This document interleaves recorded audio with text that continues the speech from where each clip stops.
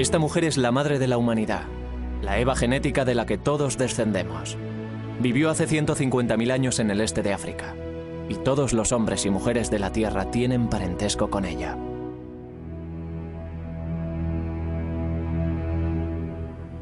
Sus hijas y sus nietas sacarían a los humanos modernos de África para que poblaran el resto del mundo. El viaje más increíble e importante que realizaría la humanidad.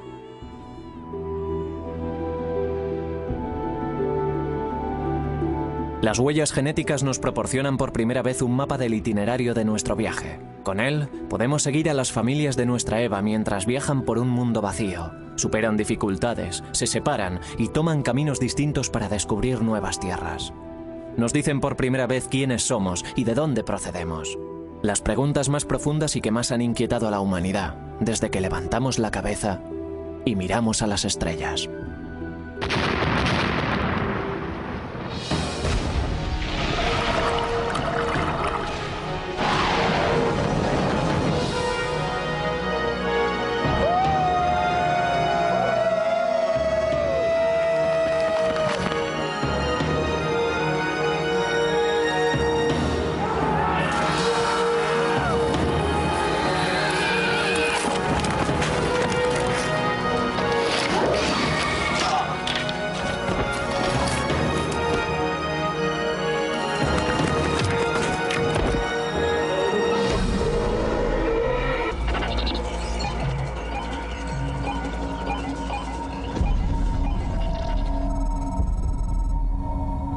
Esta nueva ciencia ha abierto brecha.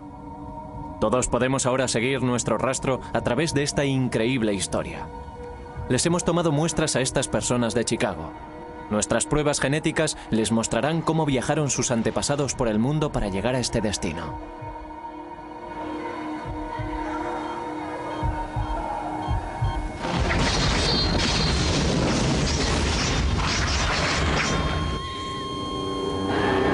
El origen del hombre.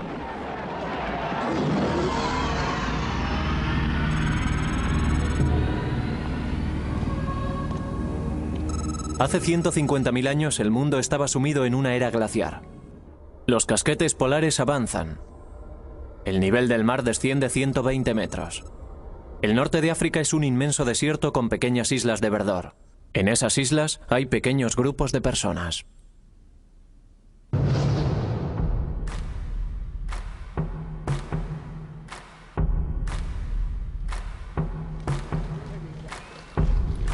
Son los primeros humanos modernos, reconociblemente parecidos a nosotros en físico, intelecto y habilidades. Somos las mismas personas que ellos fueron. El cerebro que empezó a trabajar las primeras herramientas de piedra también nos llevó al espacio.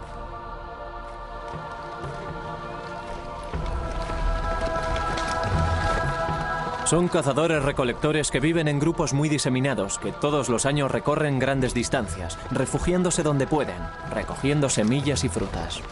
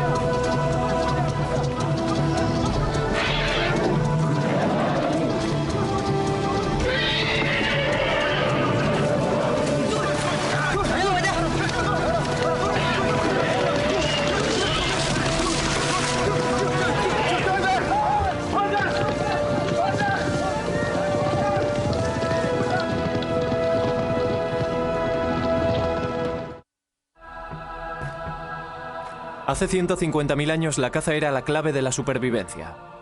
Eso explica muchas cosas sobre el modo en el que evolucionó la raza humana. Para la caza hacen falta unas ideas y una planificación esmeradas. Hacía falta una cooperación que exigía mayor inteligencia y una mayor capacidad para la comunicación. Los alimentos se compartían en el campamento, con lo que se lograba una unidad incluso mayor en el grupo.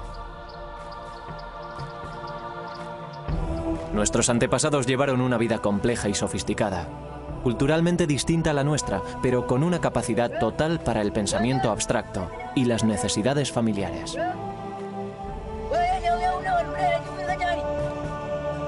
Las huellas genéticas están empezando a revelar más secretos de lo que jamás creímos posible. En solo 7000 generaciones los humanos modernos salieron de África y penetraron en todos los rincones del mundo. Y a través del ininterrumpido hilo genético que nos une a nuestro pasado, podemos comenzar a comprender por qué sucedió.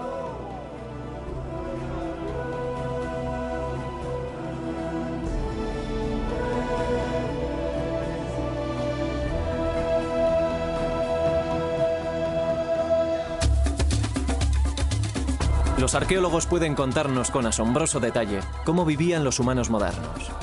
Diseñaban las herramientas con esmero, comprendían las estaciones y sabían cuándo volvería la caza. Almacenaban materias primas para utilizarlas posteriormente y trataban con todos los grupos que había a cientos de kilómetros de distancia. Entendían claramente el concepto de pasado y futuro y enterraban a sus muertos.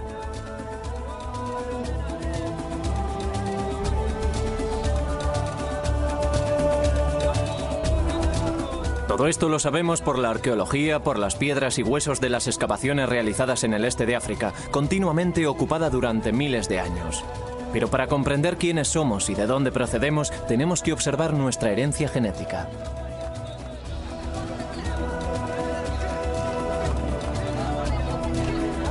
La Eva genética. La mujer de la que todos descendemos no era la única mujer viva en aquella época, ni siquiera la más fértil, sino que sus genes mitocondriales fueron los que más éxito tuvieron y los únicos que sobrevivieron. Todos los seres humanos vivos en la actualidad podemos seguir el rastro de un linaje común ancestral hasta esta mujer a través de una parte singular de nuestro ADN, el ADN mitocondrial. El ADN, el ferroprusiato de la vida, es nuestro código molecular propio y nos define de un modo inmanente a todos y cada uno de nosotros. Las mitocondrias son diminutas estructuras que se encuentran en el interior de casi todas las células humanas. Son distintas al ADN cromosómico normal, que dicta nuestra estatura o el color de nuestros ojos. Los hombres las heredamos de nuestras madres, pero no se las podemos pasar a nuestros descendientes. En las mujeres pasan de madres a hijas a través de interminables generaciones, casi sin cambio alguno. Y así es como podemos seguir el rastro hasta nuestra Eva genética y sus hijas. Así que, escrito en su interior, está la historia de las mujeres del mundo y, por lo tanto, de la raza humana. La profesora Rebecca Kahn fue la científica pionera que descubrió esta importantísima pista. Empecé a trabajar en el ADN mitocondrial humano para poder obtener una perspectiva objetiva que me ayudara a comprender y a ayudar a otras personas a comprender el parentesco existente entre los seres humanos de todo el mundo. Con esta nueva ciencia podía lograrlo. En alguna parte del ADN mitocondrial ocurren siempre mutaciones inofensivas que dejan marcas diminutas de todos los cambios. Estas marcas son como códigos de barras y pueden leerse del mismo modo. Kahn y su equipo descubrieron que los cambios se suceden a un ritmo bastante constante. Descubrieron que los grupos con las marcas más antiguas eran los africanos que vivían en el interior de África y se preguntaron si podían ser los pueblos más antiguos del mundo. La verdad es que me emocioné mucho cuando empecé a descubrir pruebas porque en realidad resultaron ser lo contrario a lo que yo intuía. Tomé imágenes radiográficas de 20 europeos y de 20 afroamericanos. Y en todos los afroamericanos se observaban diferencias. En cambio, los europeos eran todos iguales. Pensé que había etiquetado mal algo o que había cometido algún drástico error. Así que seguimos repitiendo las cosas una y otra vez. Al conseguir más muestras de distintas zonas, me di cuenta de que sobre todo había una diferencia en la norma y de que todo este nuevo tipo de pruebas basadas en la mitocondria iba a cambiar nuestro modo de pensar en los humanos modernos. En 1987, Khan y sus colegas publicaron un trabajo que indicaba por primera vez que las marcas se remontaban a África, demostrando claramente que era el lugar de nacimiento de la raza humana. Un hombre de una tribu de Nueva Guinea, un barman parisino, una maestra americana, un labrador de Polinesia. Era improbable que entre ellos existiese un parentesco, pero estaban relacionados a través de una mujer negra que existió hace 150.000 años. Sus descubrimientos causaron sensación. ¿La respuesta de la gente? Bueno, la respuesta de la gente fue asombrosa. El público estaba realmente interesado en ciertos aspectos del tema y también con cierta tendencia a malinterpretar los datos por la terminología utilizada para describir a esa mujer, a la Eva africana. En realidad la gente creía que se referían a la bíblica, a una sola mujer de la Biblia judeocristiana, la mujer de Adán. Su trabajo consiste en reescribir la historia humana. A través de él sabemos que las primeras mutaciones tuvieron lugar en África, hace quizás 150.000 años, y le pertenecen a nuestra Eva genética. El profesor Christopher Stringer, un eminente paleoantropólogo británico, participó en la datación de los cráneos humanos modernos más antiguos.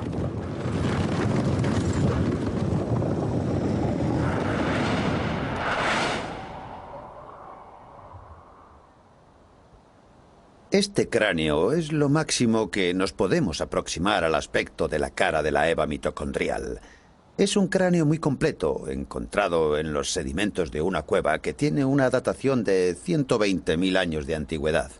Y aquí podemos ver que es de un humano moderno. El cráneo tiene una bóveda alta y redondeada y la cara está por debajo de la bóveda craneal. Y este es el aspecto que tenía.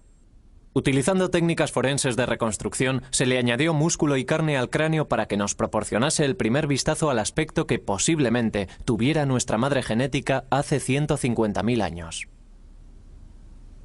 Esto es lo que más nos podemos acercar. Pero ¿de dónde procedía esta Eva mitocondrial? ¿Quiénes eran sus antepasados?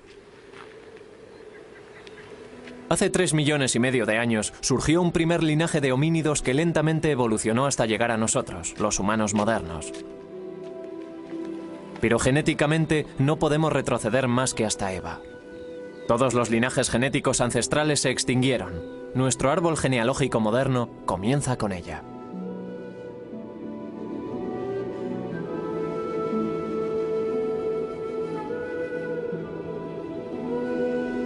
África es el lugar de origen de todas las diversas especies humanas que poblaron este planeta. Este inmenso y aislado laboratorio natural moldeó a los humanos durante una infinidad de ciclos en los que se alternaban desierto y vegetación. Y son los registros climáticos los que nos dan la pista siguiente.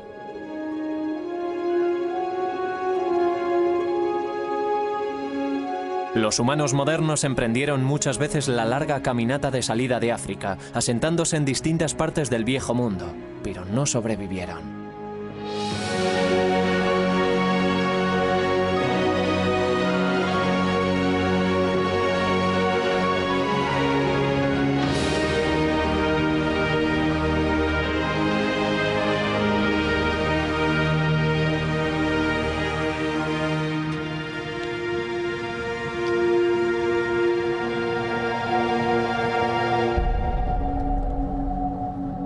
Creo que en realidad la gente se fue de África por motivos bastante naturales.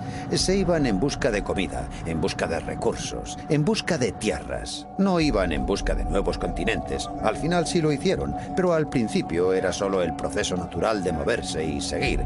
Quizás a manadas de animales o tal vez fueran los cambios climáticos los que causaron las migraciones del norte de África hacia las regiones colindantes.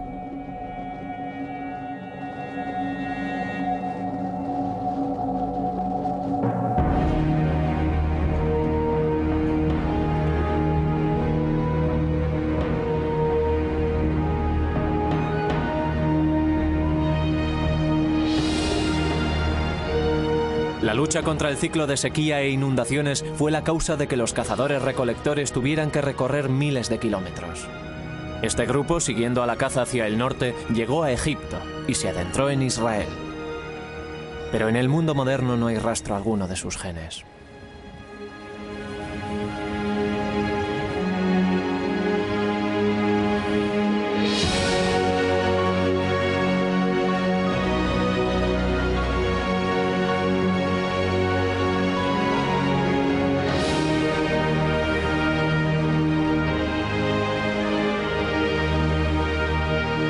Los registros climáticos indican un breve pero devastador congelamiento global en el período en el que Oriente Próximo se convirtió en un inclemente desierto. Atrapados en el cuadrante norte del Sáhara, no tenían posibilidad alguna de dar vuelta atrás y muy pocos sitios en los que refugiarse.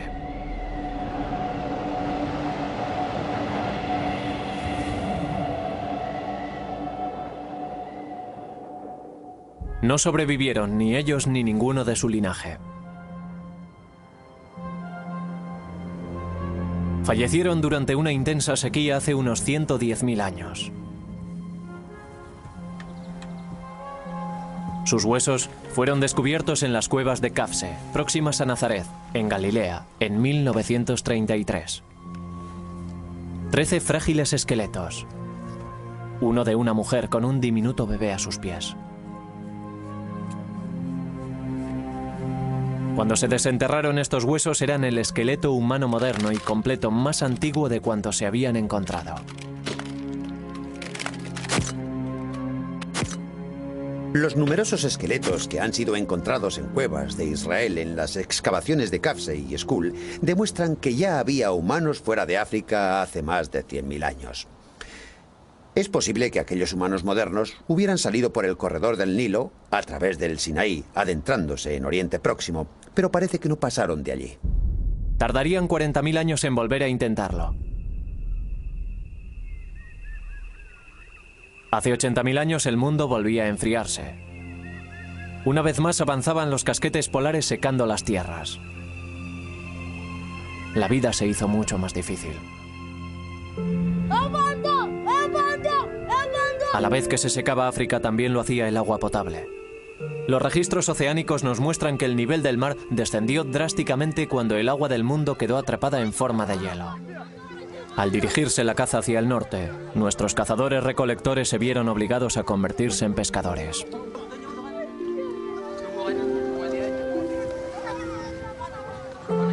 Esta es nuestra Eva, nuestra nueva familia. Descendientes directos de las hijas de la Eva genética original de hace 150.000 años. Ahora viven en la costa, sobreviven con lo que cosechan del mar. Los guerreros han vuelto sin comida y tienen que enfrentarse a los ancianos.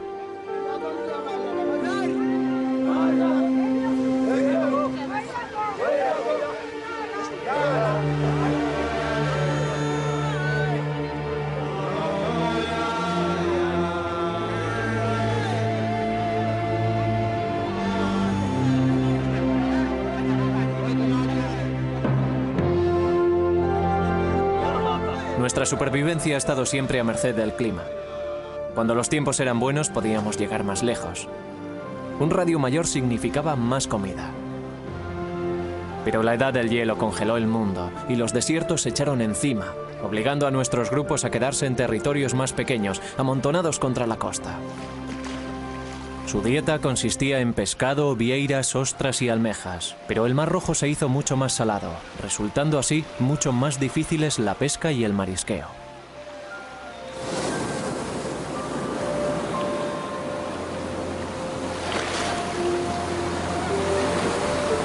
Hasta hace poco, había muy pocas pruebas de que nuestros antepasados hubiesen ocupado las zonas costeras del este de África o de que hubiesen explotado los recursos marinos cerca del litoral.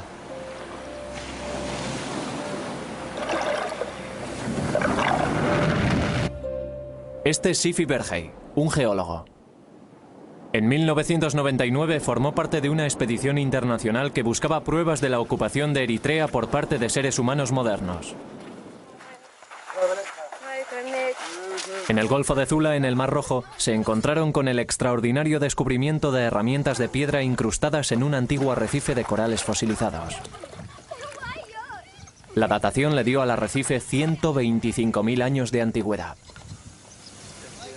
Este es el primer bar de ostras conocido del mundo, con una longitud de 6,5 kilómetros y unos 15 metros por encima del actual nivel del mar. Es la prueba más antigua de marisqueo en cualquier lugar del mundo. Enterrados en él hay herramientas humanas junto con conchas fosilizadas de ostras, almejas y vieiras.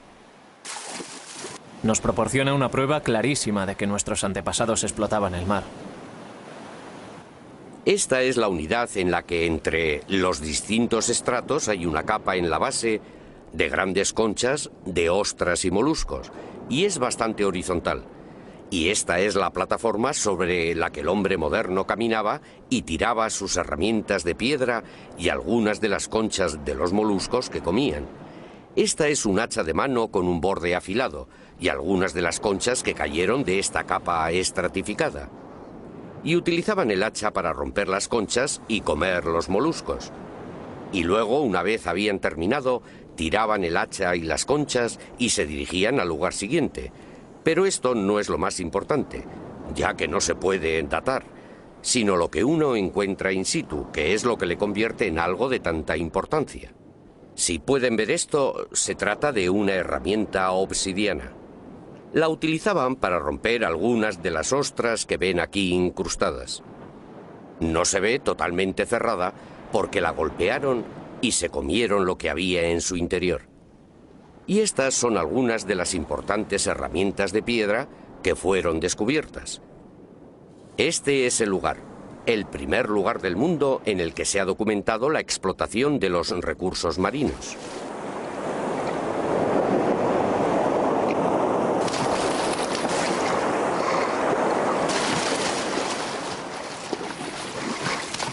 Los restos de estas conchas son además una pista vital sobre los motivos por los que nuestros antepasados realizaron la larga travesía para salir de África.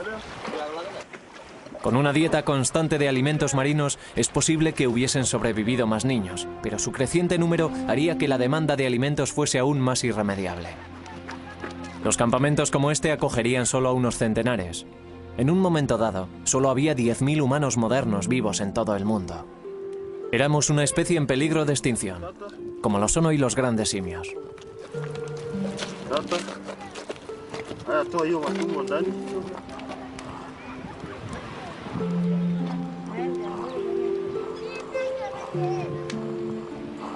Cuando la pesca y el marisqueo no bastaron ya para alimentarlos, no tuvieron otra alternativa.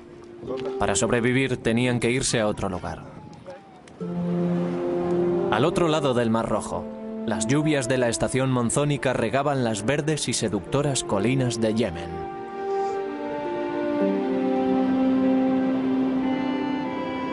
Los científicos siempre pensaron que nuestros antepasados habían migrado de África muchas veces, grupo tras grupo, y se cree que siempre fueron hacia el norte, vía Egipto y el Israel moderno.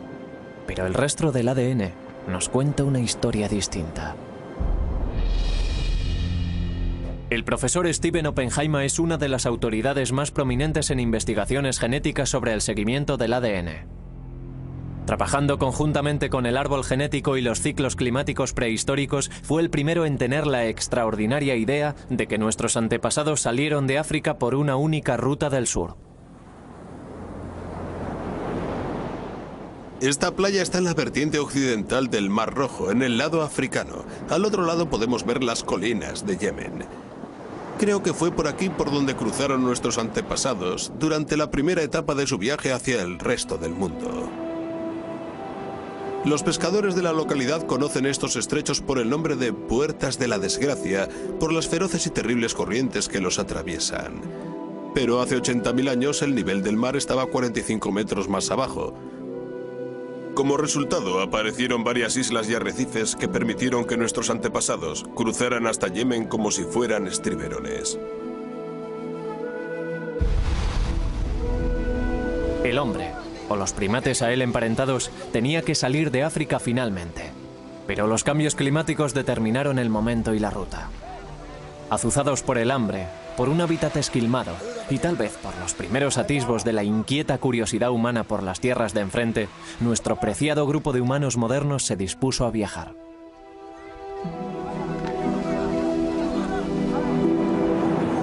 Hay dos rutas de salida de África, por el norte del Mar Rojo a través del Istmo de Suez y adentrándose en Oriente Próximo, y la del sur por las Puertas de la Desgracia, adentrándose en Yemen y siguiendo por la costa sur de Arabia hasta la India.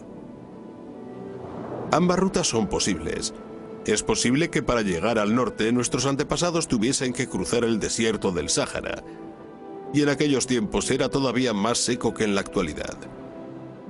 Aquí en el sur lo único que tenían que hacer era cruzar este estrecho tramo de agua. Solo hay 16 kilómetros hasta Yemen. Así que esta era una región a la que podían venir con confianza. Creo que esta playa jugó un papel muy importante en la historia humana, ya que creo que este es el lugar por el que nuestros antepasados cruzaron desde África a Yemen, dando el primer paso de su viaje hacia el resto del mundo. Y este es el único lugar por el que podían salir con éxito de África.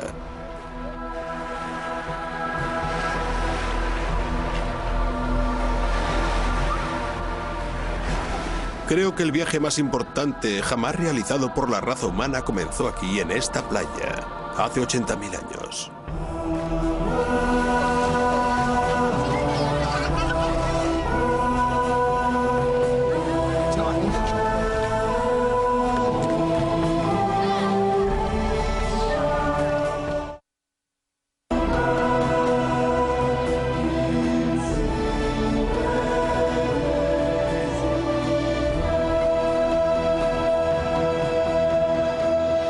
Un pequeño grupo de gente, un éxodo, el acontecimiento más importante para la población del mundo. No se trata de una simple y penosa caminata por los bancos de arena, sino de una lucha épica para sobrevivir, no solo para ellos, sino para el resto de la humanidad.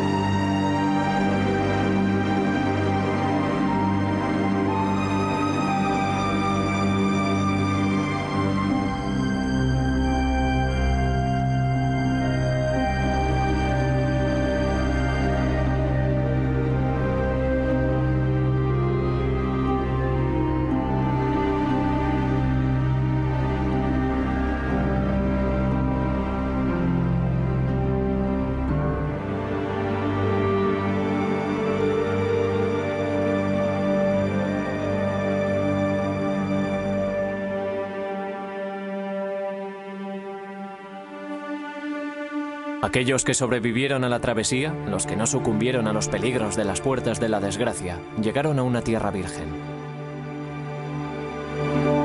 Esta es la nueva frontera situada al principio del resto del mundo.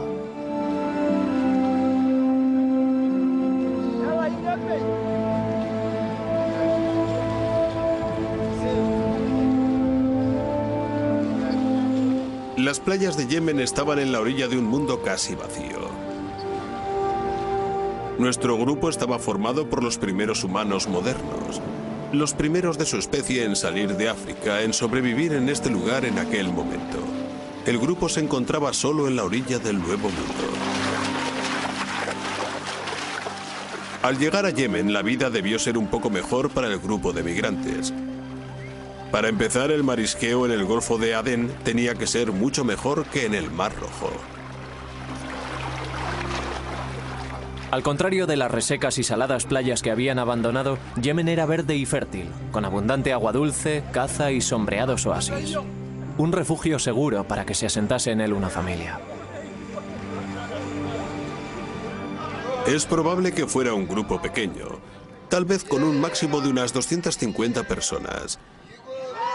Estarían diseminadas en unidades familiares de 5 a 20 individuos, pero colaborando con los otros grupos de la población. Cualquier número inferior a 200 hubiera sido inviable. No habrían podido superar las epidemias ni la hambruna. Sabemos que Eva y sus hijas se encontraban entre los supervivientes, ya que de ellas descendemos todos los humanos del mundo fuera de África. La nueva ciencia de seguimiento ha abierto brecha.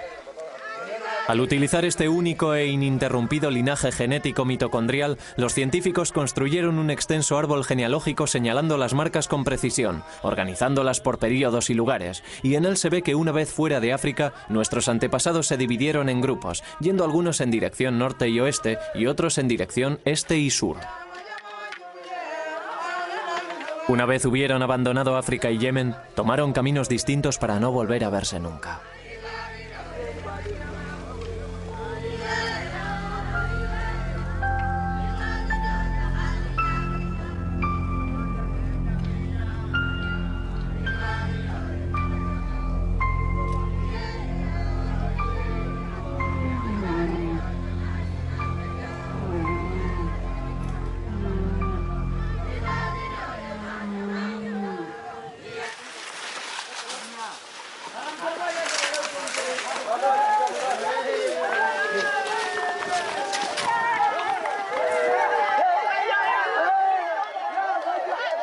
Cuando el grupo llegó aquí, traería una variedad de linajes africanos.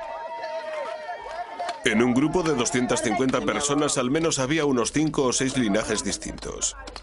Pero si esa población se hubiese quedado aislada, al cabo de 1000 años, los linajes se habrían reducido más y más.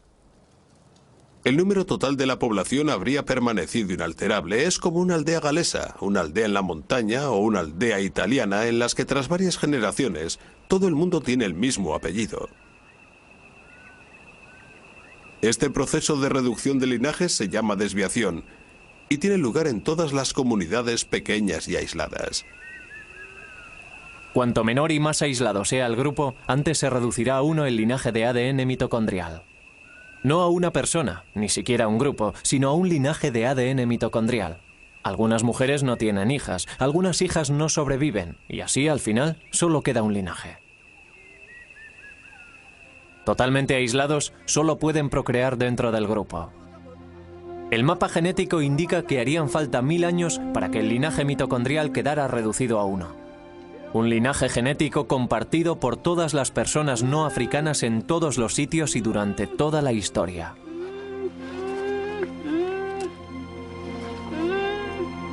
Un único linaje que convence a Stephen Oppenheimer que está en lo cierto sobre nuestra ascendencia africana.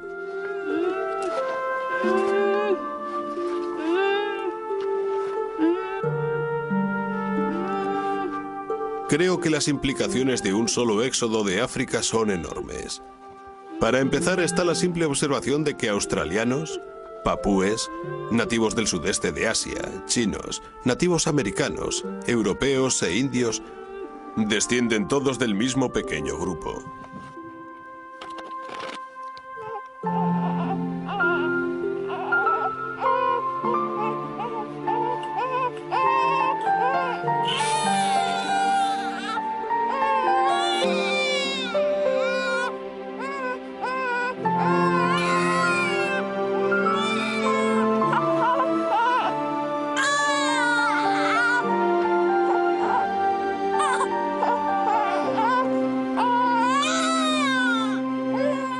Eso significa que este pequeño grupo se diversificó enormemente durante los 80.000 últimos años, creando poblaciones totalmente diferentes físicamente en distintas partes del mundo y que se adaptaron física y culturalmente a los nuevos entornos que encontraron y exploraron.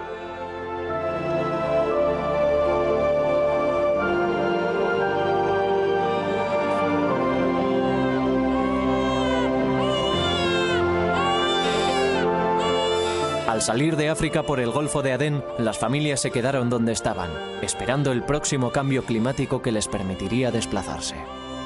Sus descendientes serían los pueblos de Oriente Próximo, que se extenderían hacia Europa 40.000 años después, fundando las vibrantes y cosmopolitas ciudades que hoy conocemos.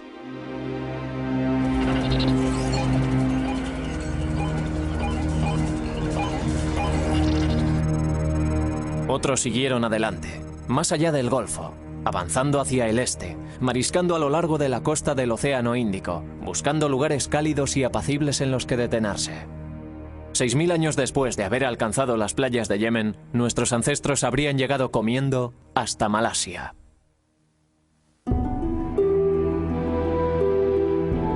A 10.000 kilómetros de África, nuestra familia se encuentra en las profundidades de las selvas lluviosas del sudeste asiático. Estos son los descendientes de Eva, cazando en las junglas de Malasia, deambulando en pequeñas bandas, quedándose en un lugar el tiempo suficiente para recolectar la cosecha silvestre y después seguir adelante. Sus cuerpos empiezan a adaptarse a las condiciones de las selvas lluviosas. Al alejarse del ardiente sol africano, su piel se vuelve más clara y su estatura se reduce por la falta de carne. Al igual que los cazadores-recolectores de las junglas de hoy en día, se alimentan de pescado, ratas, ardillas y lagartos, de la caza que hay en la bóveda vegetal y de frutas y raíces. Se disfrazan y se camuflan para armonizar con el follaje e imitan gritos de animales para engañar a sus presas.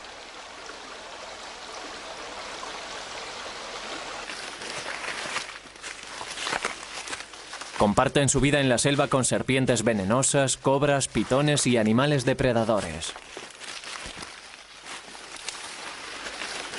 Entre su salida de África y su llegada a Australia, hay pocas pruebas arqueológicas claras de la presencia de humanos modernos y de su asombrosa migración. Ni cráneos, ni esqueletos, ni tumbas. El nivel del mar era más bajo.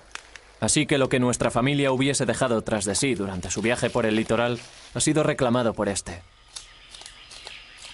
El rastro genético es lo único que tenemos. Y solo al llegar a Malasia aparecen nuevas pruebas para llenar los espacios vacíos.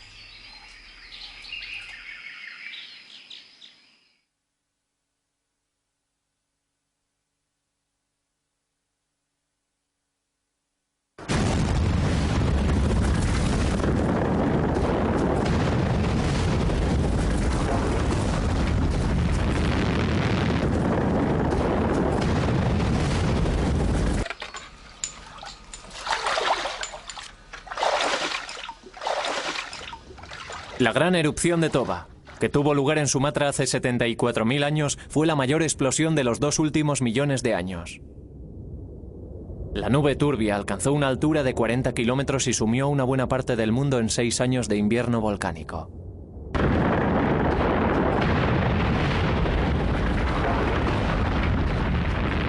El norte de Malasia, India y Oriente Próximo fueron cubiertos por un mortífero sudario de espesa ceniza volcánica.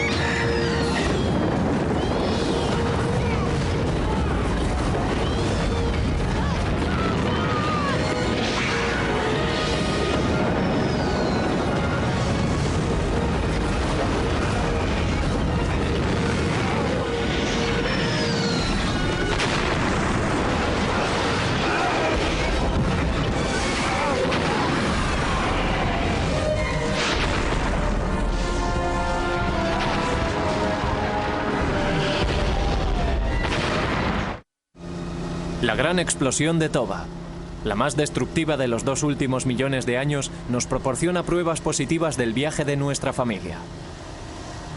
Este es el pueblo Semang, tímidos cazadores-recolectores de las junglas del interior de la península de los lagos. De un color mucho más oscuro que los demás pueblos de Malasia que los rodean, forman parte del grupo Orang Asli. Stephen Oppenheimer cree que pueden ser el remanente que ha sobrevivido de la familia que salió de África y pasó por aquí hace 74.000 años. Si nuestros antepasados pasaron por aquí durante su recorrido desde África a Australia y a Nueva Guinea, es probable que dejaran un rastro genético. Y sabemos por estudios anteriores que el Orang Asli, como grupo de tribus de la península de Malaya o Malasia, se encuentra entre los pueblos más antiguos de esta región. Y es probable que el pueblo Semang sea el más antiguo de todos. Stephen Oppenheimer ha venido a esta remota aldea Semang para recoger muestras de ADN, con la esperanza de que ellas confirmen su teoría. Nama Farida. Si mi teoría es correcta sobre que salieron de África hace 80.000 años, habrían tenido que recorrer 10.000 kilómetros para llegar aquí en 6.000 años para poder estar en el momento de la gran explosión de Toba. Lo que significa 1.600 metros al año, algo muy factible para su tipo de vida nómada avanzando a lo largo de la costa. Para determinar si pertenecían a aquel grupo que salió de África o no, tenemos que examinar su linaje genético y el ADN mitocondrial en particular nos dirá si descienden directamente de las dos hijas de Eva que tuvieron su origen justo al salir de África o no. Si tienen sus propios y únicos linajes, nos indicará que han estado aislados desde entonces, hace 70 u 80.000 años, y que han evolucionado completamente solos. O si, por otra parte, descubrimos que sus linajes descienden de pueblos posteriores, como el australiano o el papú. De nuevo, nuestro seguimiento genético nos ayudará a saber si es o no es ese el caso. El análisis genético puede demostrar que los Semán son una raza antigua, pero no nos puede decir con exactitud cuándo llegaron aquí. Tenemos que buscar otras pruebas para darle validez a esta teoría. Estas toscas herramientas fueron encontradas en un valle boscoso llamado Kota Tampan, cerca de Penang. En zonas contiguas hay yacimientos con el mismo tipo de herramientas. Lo que hace que estas sean particularmente interesantes es que están incrustadas en una capa de ceniza de Toba, con una datación de 74.000 años de antigüedad. La profesora Suraina Nayik estaba buscando el antiguo cauce de un río cuando se encontró con el yacimiento de Kota Tampan. Lo que había encontrado la profesora Nayik era un taller de herramientas de piedra al que se le pudo hacer una datación exacta de 74.000 años de antigüedad.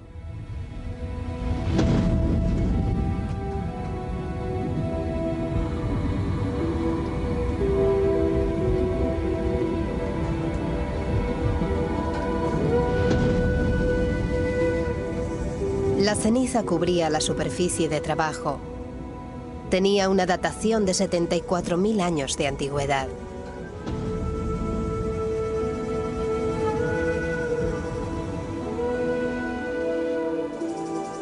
Esto es un martillo de piedra que utilizaban, y ya ven que resulta muy cómodo asirlo con la mano. Y este es el canto que utilizaban. Esto es un hacha. Y es de un tipo de hachas que, digamos, abundan mucho en Asia y en el sudeste asiático. Lo que buscaban era el ángulo del borde. El ángulo del borde tenía que ser apropiado y el borde tenía que ser agudo. Esto se utilizaba para trabajos pesados. Es pesada, tiene un borde afilado y probablemente la empleasen para talar árboles. Nayik estaba convencida de que las dejaron allí unos hombres modernos. Kota Tampan también nos reveló a unos hombres que tenían una mente compleja. Toda su tecnología nos revela una mente racional, sistemática y organizada. La mente del Homo sapiens.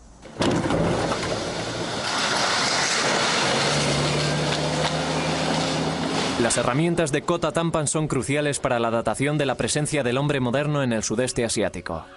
Son la primera prueba tangible que tenemos de todo el viaje desde África a Australia.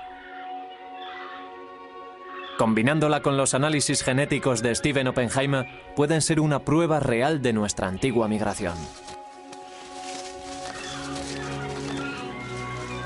Ya que encontró la prueba que necesita.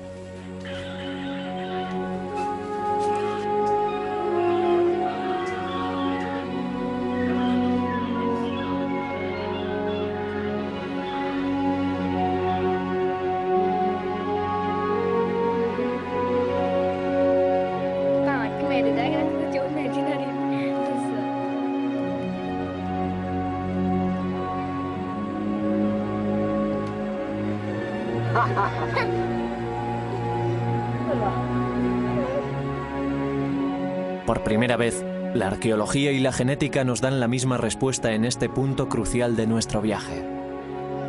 Ahora podemos estar seguros de que nuestros ancestros pasaron por aquí hace 74.000 años. Los resultados son muy emocionantes. Los Orang-Asli, el grupo Semang de aquí, tienen un único linaje genético propio que sugiere que pudieron estar en aquel primer viaje por las playas hace 75.000 años. Tienen un único linaje propio que proviene de las 2 primeras hijas de Eva fuera de África. Y lo hemos seguido hasta aquí, y no lo comparten con ningún otro pueblo del sudeste asiático. En aquella época el nivel del mar estaba 48 metros más abajo. La mayor parte de las islas del sudeste asiático estaban unidas en la singular masa de tierra del continente Sunda. Los supervivientes del invierno volcánico de Toba llevarían nuestro viaje genético a su gran etapa siguiente, el desconocido continente de Australia.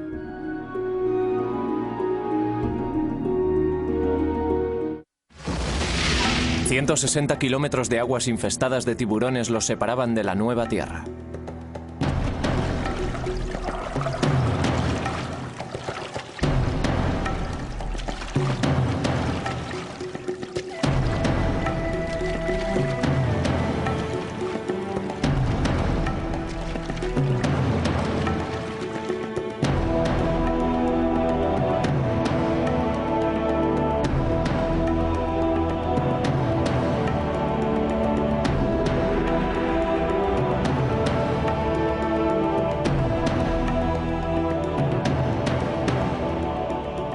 Este es el segundo gran éxodo de la migración de la humanidad por el mundo.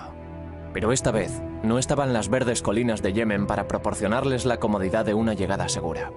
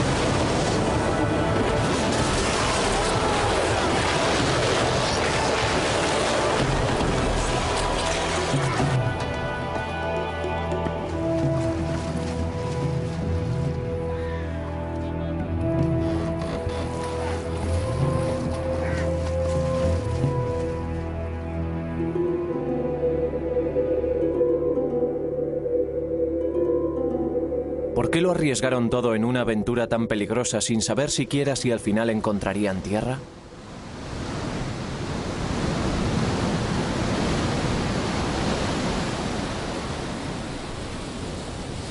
Algunos científicos creen que el viento los llevó a la deriva y llegaron accidentalmente a la costa desconocida. Pero nuevas pistas aportadas por las pruebas genéticas dicen que no. Demuestran que los aborígenes australianos tienen varios linajes genéticos únicos que los emparentan directamente con las primeras hijas de la Eva que salieron de África. Tantos linajes portados por tantas mujeres, y llegando en un espacio de tiempo tan breve, sugieren una intención deliberada y no una llegada accidental en balsa. El primer grupo llegó hace 70.000 años. Lo siguieron más grupos durante los 5.000 años siguientes, todos ellos descendientes de la Eva que salió de África. Estas fueron las primeras personas que caminaron por este vasto y vacío continente. Nadie los molestaría durante miles de años.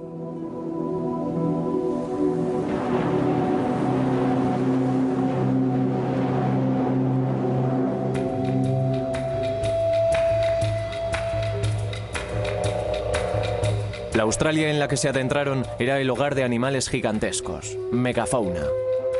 Canguros de 3 metros de estatura y tortugas tan grandes como coches. Uno era el Geniornis, un ave gigantesca incapaz de volar. Las pinturas rupestres de las cuevas de este mundo desaparecido tienen una datación de 61.000 años de antigüedad. Pero de repente, 10.000 años después, aquel fantástico animal y toda la megafauna se habían extinguido. No hubo alteraciones climáticas, no hay grandes yacimientos de matanzas que nos indique un exceso de caza. Pero los humanos cambiamos el mundo en cualquier lugar en el que nos encontremos. La repentina extinción es una prueba de su presencia. Parece probable que nuestros antepasados destruyeran el ojoso hábitat con fuego, y los animales de tamaño mayor que se alimentaban de plantas simplemente murieron.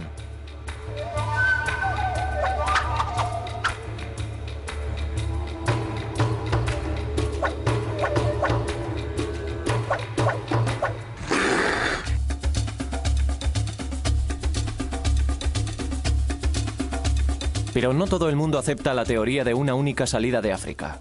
Este lecho seco de un lago es uno de los lugares en los que la teoría puede venirse abajo, a pesar de la coincidencia arqueológica y genética en Malasia durante nuestro seguimiento. Este cráneo del hombre de Mongo 3 es la pieza clave del rompecabezas. Cuando lo encontraron, la datación de la tierra que lo envolvía fue de 62.000 años de antigüedad. Cuando se analizó el ADN de los huesos, su ADN, algo que causó sensación, no coincidió con ningún otro de cualquier parte del mundo.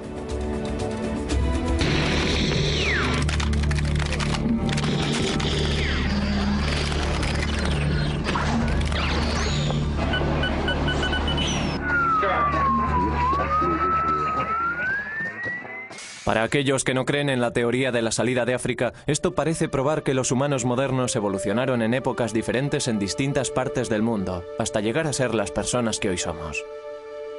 Pero otros científicos, como el profesor Chris Stringer, tienen dudas. La extracción del ADN es muy problemática, sobre todo en un esqueleto de 60.000 años de antigüedad. En primer lugar, es posible que el ADN recogido sea contaminación. No estamos seguros de ello, pero aunque se trate de un ADN genuino, otros análisis han demostrado que puede haber derivado de un ancestro africano igual que todos nosotros. Así que, en mi opinión, las pruebas de Mongo, de los huesos y el ADN siguen apoyando el reciente origen africano de nuestra especie. Los aborígenes australianos son un pueblo antiguo, pero ya no se parecen a sus antepasados que llegaron hace tantos miles de años. Sus cuerpos se han adaptado, reteniendo algunas de las características necesarias para sobrevivir como cazadores-recolectores en el duro entorno del desierto. Bajo la piel, somos todos muy parecidos. Nuestro ADN muestra que descendemos de una combinación genética muy pequeña.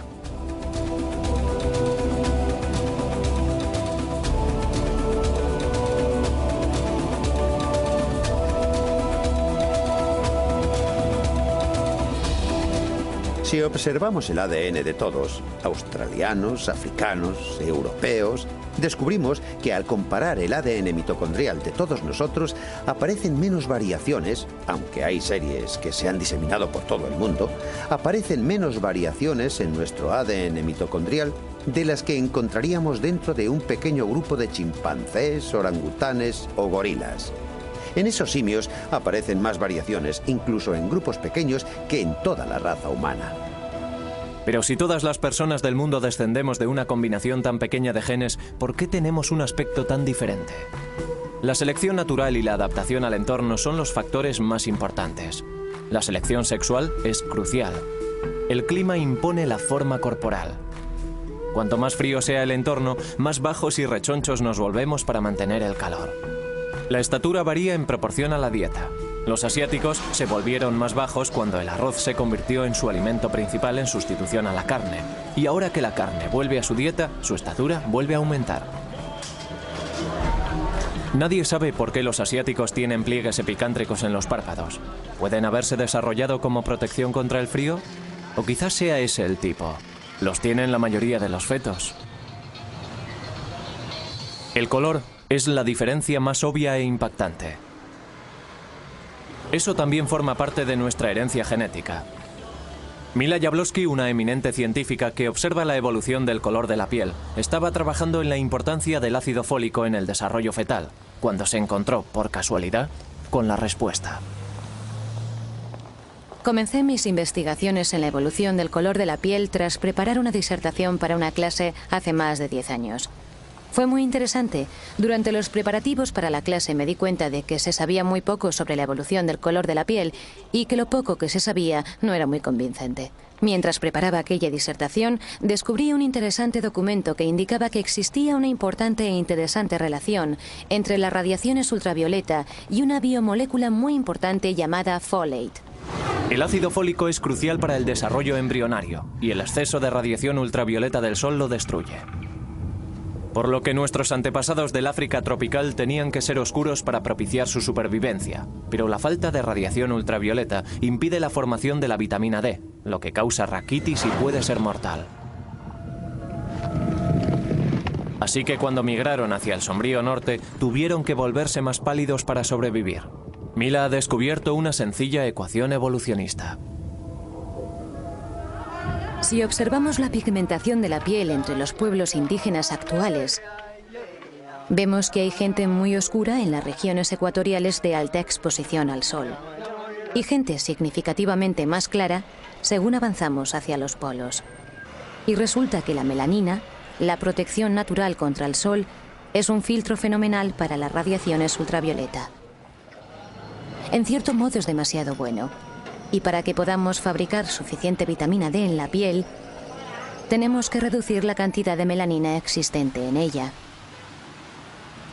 Y por ello lo que vemos en el curso de la historia de nuestra especie, al pasar de zonas de alta radiación ultravioleta a zonas de baja radiación ultravioleta, es que nuestra piel ha perdido pigmentación paulatinamente.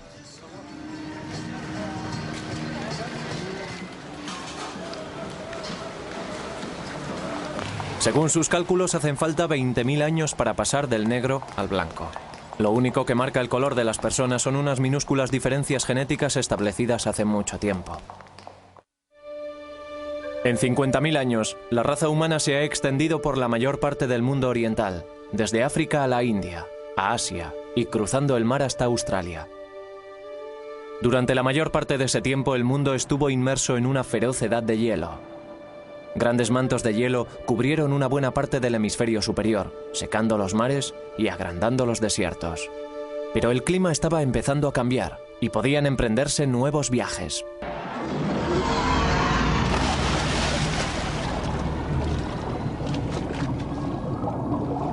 Durante la épica migración a lo largo de las playas desde África a Australia, nuestra familia fue dejando tras sí colonias que realizaron nuevos viajes por su cuenta.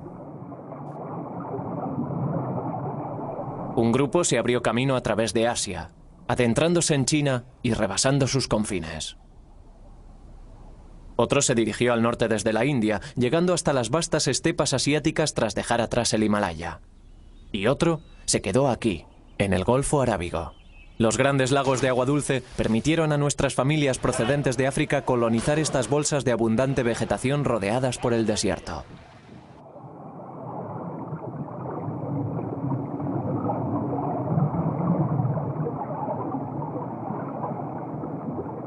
Esta zona estuvo ocupada continuamente durante 30.000 años.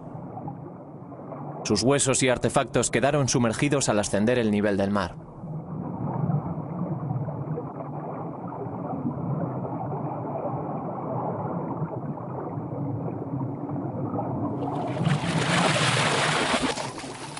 Hace unos 50.000 años y por primera vez, los linajes genéticos comenzaron a extenderse hacia el norte adentrándose en Europa. Pero el período ha sido siempre un enigma. Si los humanos modernos pudieron llegar a Australia hace 70.000 años, ¿por qué no llegaron a Europa hasta hace 50.000 años? Es un viaje mucho más corto. Stephen Oppenheimer cree tener la respuesta.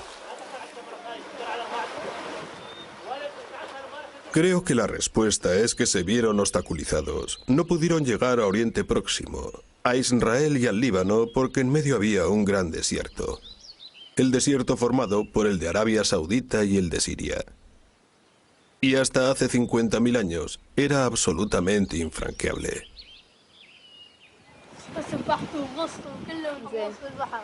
El clima era tan árido que la zona fértil, la ruta desde el Golfo hasta el Líbano, Israel y Europa, estaba cerrada. Después, hace 50.000 años, hubo una repentina mejoría del tiempo.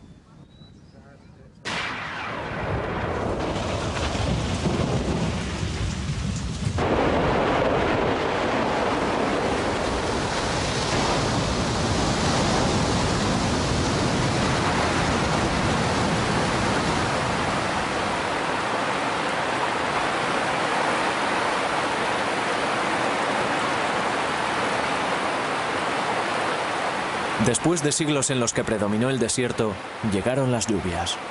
Las lluvias monzónicas arrecieron en Arabia y en la India, y la zona fértil fue en aumento. Los ríos se llenaron y la caza se encaminó al norte. Nuestras familias y nuestros linajes genéticos fueron tras ella.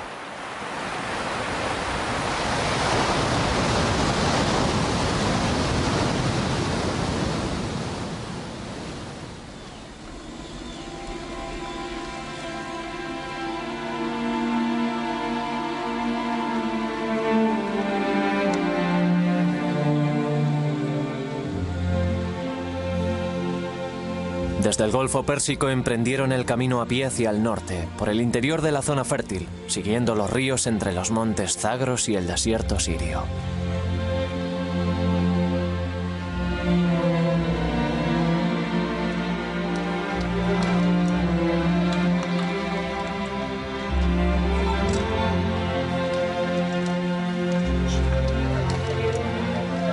La idea de que los europeos llegaron por el norte de África está muy firmemente afincada, pero las pruebas de Stephen Oppenheimer no la apoyan. Las pruebas genéticas no apoyan eso en absoluto. No hay prueba alguna de que las primeras ramas, de hecho en la región europea, solo se encuentra una de las ramas principales que pueblan el mundo.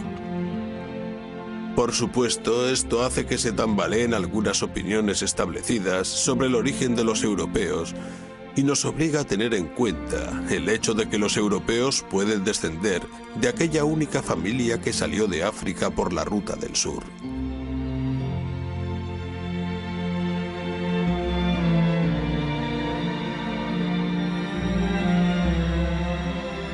Esta nueva prueba genética reescribirá la prehistoria europea.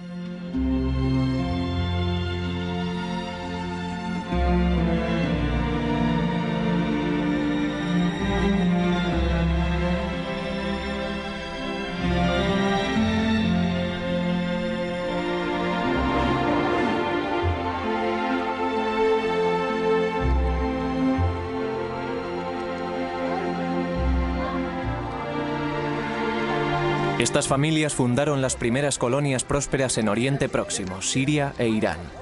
La tierra que se encuentra entre los ríos Tigris y Éufrates, dos grandes ríos que fluyen de las tierras altas de Turquía, en el norte hasta el Golfo.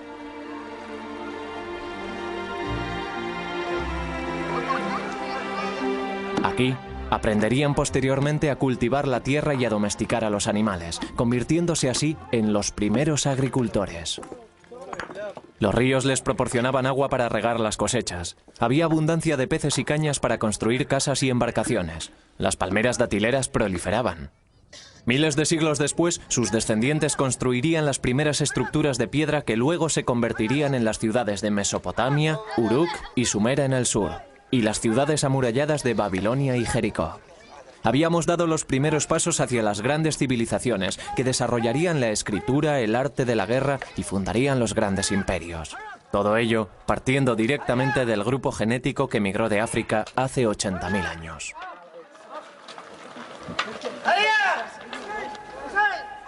Durante este tiempo hubo también una explosión de nueva tecnología. Las herramientas de piedra y las lanzas que manufacturaban los humanos modernos se volvieron incluso más ligeras y efectivas. Los montes Zagros estaban llenos de caza, y la buena caza da estabilidad. Al mismo tiempo comienzan a establecer la ubicación simbólica de campos de enterramiento en lugares sagrados, cuyo valor para la comunidad ayuda a crear y a definir una sensación de territorio duradero.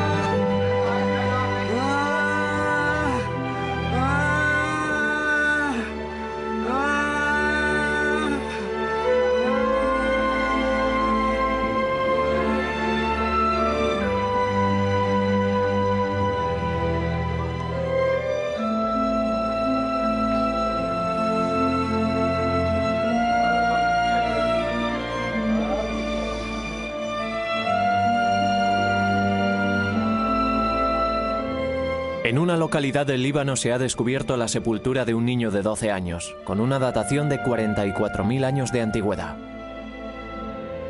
Tiene el cráneo fracturado.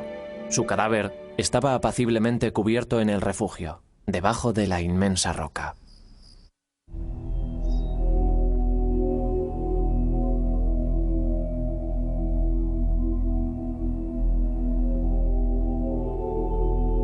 Desde estos puntos las familias se dispersaron rápidamente por el Mediterráneo, al sur a lo largo de la costa de Siria hasta el norte de África, al norte a través de Turquía, atravesando los Balcanes y adentrándose en Europa.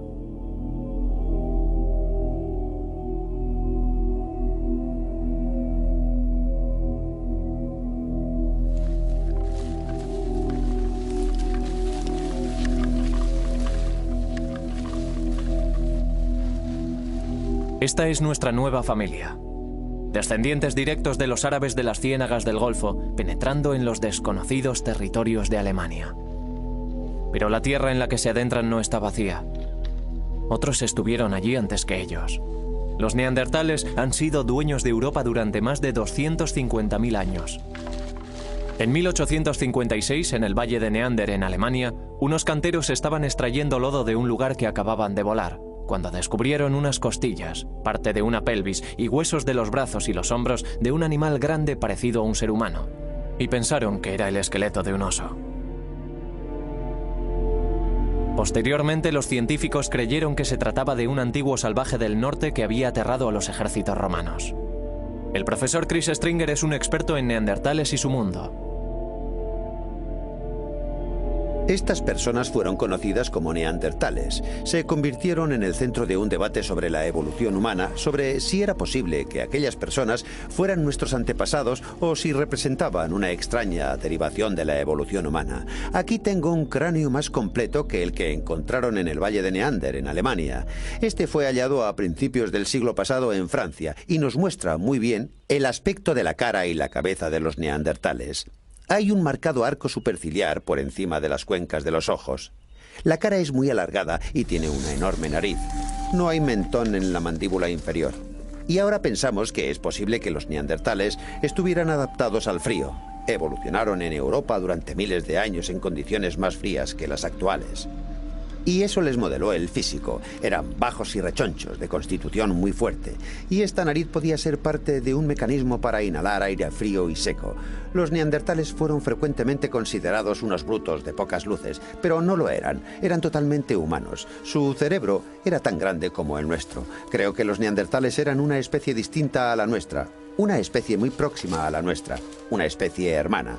Una especie con la que compartíamos antepasados hace solo medio millón de años, tal vez. Así que, en ese sentido, los neandertales eran totalmente humanos. Estaban 10 veces más próximos a nosotros que los chimpancés.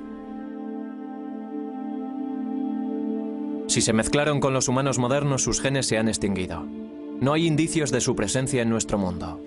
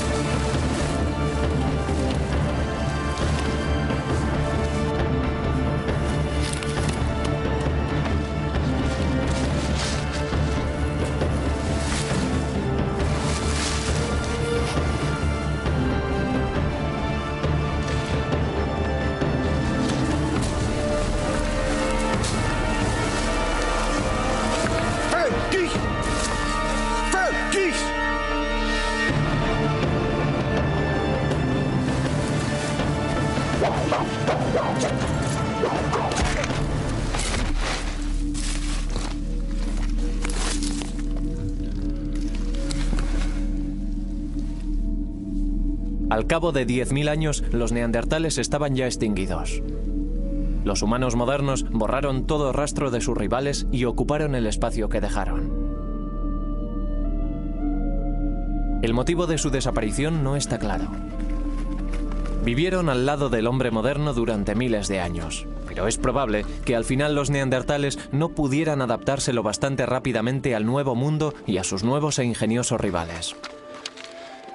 Los neandertales utilizaban el cuerpo para intervenir en la naturaleza. Los modernos humanos utilizaban el cerebro.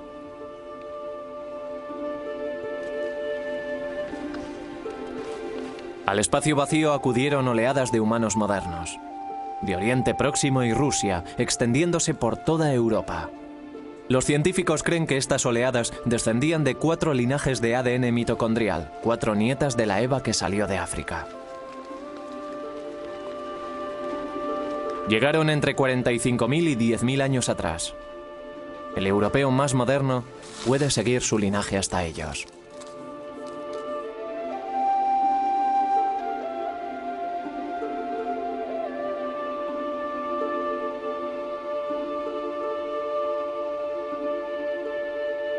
La tecnología de los neandertales casi no había cambiado en más de 200.000 años. Tan pronto llegaron los humanos modernos, apareció de repente una gran variedad de herramientas diferentes, así como ornamentos.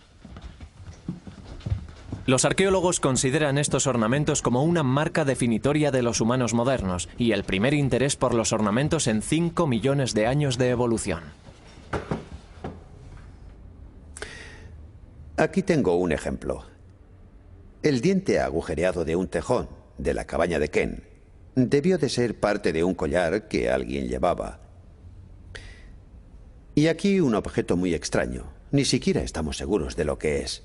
Puede ser la representación de un búho o un gato. Y aquí una de las estatuillas más famosas de la República Checa, hecha de barro cocido hace unos 27.000 años, de un lugar llamado Donli Stonice. Una hermosa obra de arte. Muchos de estos objetos son puntiagudos en la base, como si hubiesen estado clavados en el suelo.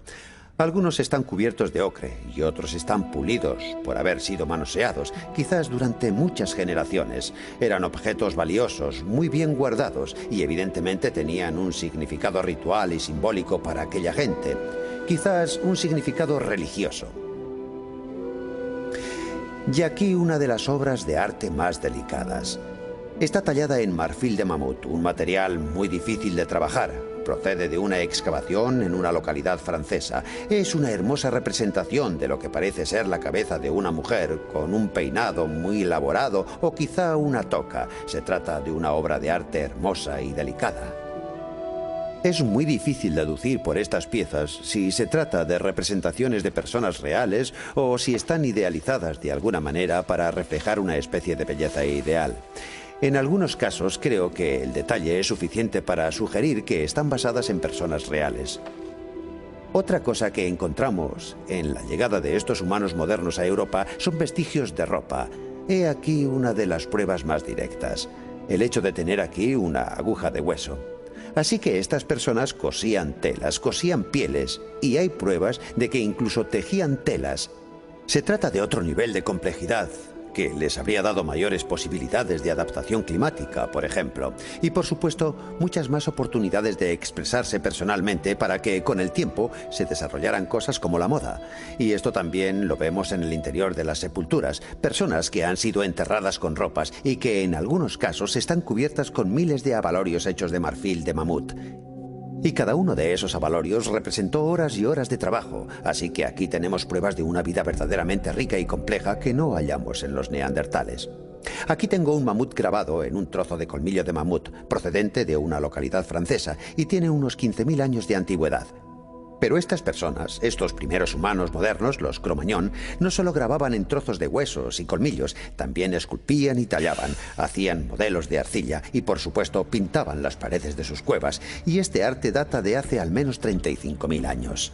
Pintaron una gran variedad de cosas, a menudo los animales que cazaban, en algunos casos animales peligrosos, tales como leones o rinocerontes lanudos. En otros casos, ni siquiera podemos reconocer qué animales son los representados. Los animales parecen ser símbolos mágicos, seres imaginarios, y es posible que parte de este arte se utilizara en ceremonias y rituales de iniciación. Y es posible que una buena parte fuera creado en un estado de trance inducido por los chamanes por medio de su magia.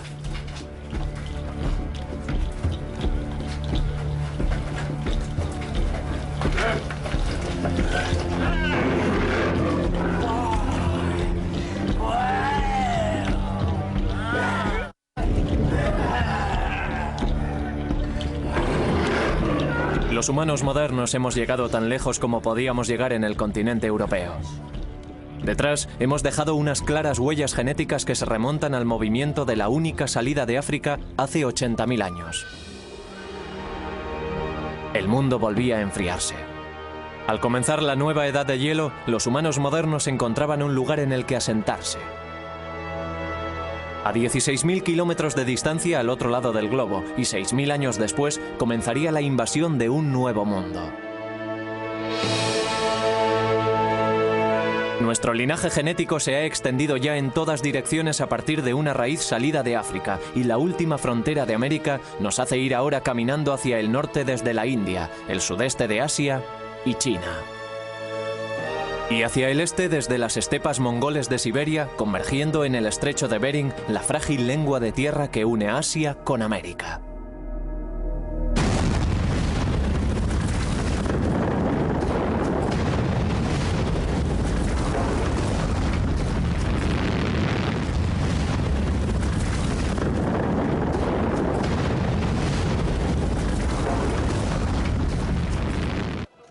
América es un rompecabezas prehistórico. Durante mucho tiempo los arqueólogos insistieron en que nadie había llegado a América hasta hace 15.000 años.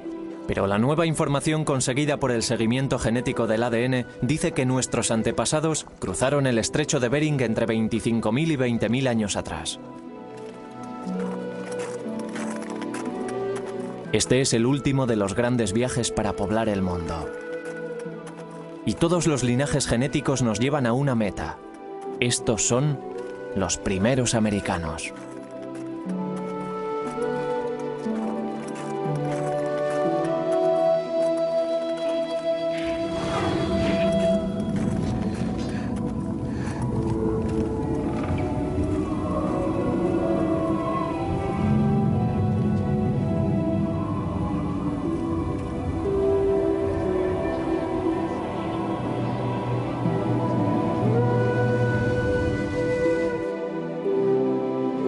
Hace 25.000 años el mundo se estaba adentrando en una de las peores edades de hielo que hemos tenido que resistir.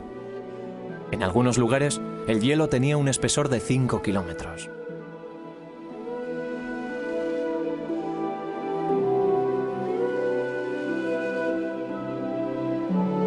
Pero si el hielo avanza, este es el último paso posible antes de que el hielo cierre el estrecho de Bering y la entrada a Alaska y el resto de Norteamérica. Tardaría otros 8.000 años en volver a abrirse. El motivo por el que sabemos que los primeros americanos llegaron hace unos 20.000 años es el hecho de que sabemos qué tipos de fundación trajeron consigo, qué tipos de fundación mitocondrial trajeron consigo de Asia. En Asia tenemos tipos similares a los tipos americanos y por lo tanto sabemos cuáles entraron en América en contraposición a aquellos derivados de la llegada a América. Como promedio, los fundadores han acumulado una mutación en América, y como sabemos que el ratio de mutación de nuestro sistema genético, la mitocondria, es de una mutación cada 20.000 años, sabemos que los tipos de fundación han estado evolucionando en América durante 20.000 años y que debe de haber sido entonces cuando llegaron. En Norteamérica, el gran manto de hielo laurentiano cubrió las llanuras centrales destruyendo todo lo que encontró a su paso y obligando a nuestros emigrantes a descender por la costa oeste hasta Sudamérica. Según retrocedía el hielo, se fueron extendiendo por la tierra liberada. Hay pruebas de un asentamiento en un refugio pétreo, en el río Ohio, en Pensilvania, llamado Meadowcroft.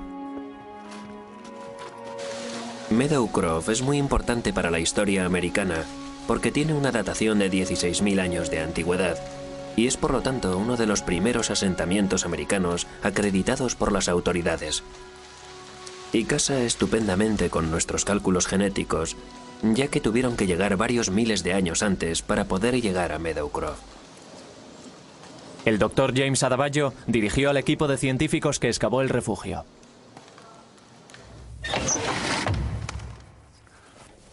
Cuando lo encontramos, asumimos que no contendría ningún material cultural en absoluto. Pero resulta que había una variedad de artefactos y otros indicios de presencia humana varios miles de años antes del periodo máximo calculado para la llegada de seres humanos al Nuevo Mundo. Esparcidos por esta superficie y por otras superficies de ocupación más profundas, en estos hogares y a su alrededor, hay una serie de artefactos entre los más notables, de los cuales se encuentran fragmentos de pedernal como este, y los instrumentos cortantes hechos con el pedernal. Lo que es único en estas piezas es que no solo no son manufacturados en su mayor parte por los grupos de indios del Paleolítico en las Américas, sino que tienen un notable parecido con los instrumentos cortantes de pedernal del norte de China, que tienen unos 28 o 29.000 años de antigüedad. De hecho, copias de este material podrían mezclarse con las colecciones del norte de China y no podrían distinguirse unas de otras, lo que nos sugieren las pruebas de Meadowcroft junto con los datos que están surgiendo de una serie de excavaciones en otros puntos de Norteamérica, es que no hubo una sola migración de seres humanos al Nuevo Mundo, como se postuló recientemente durante las 2 últimas décadas, sino una serie de pulsaciones o emanaciones. Así que ahora se han establecido múltiples entradas como patrón para la migración americana. Estos primeros colonos portaban muchos linajes genéticos diferentes. Procedían de Siberia, China, Asia Central, de Malasia incluso, y de Japón. En 1996, el esqueleto conocido como el hombre de Kennewick fue descubierto cerca del río Columbia, en el estado de Washington. Cuando se lo llevaron a Jim Shatters, el antropólogo forense creyó al principio que se trataba de los restos de un pionero del siglo XIX. Se quedó asombrado cuando la datación con carbono 14 reveló que tenía 9.500 años de antigüedad. Era el esqueleto más antiguo jamás encontrado en Norteamérica. Pero lo que realmente intrigaba a Shatters era que a pesar de su antigüedad, el hombre de Kennewick no se parecía a los nativos americanos modernos.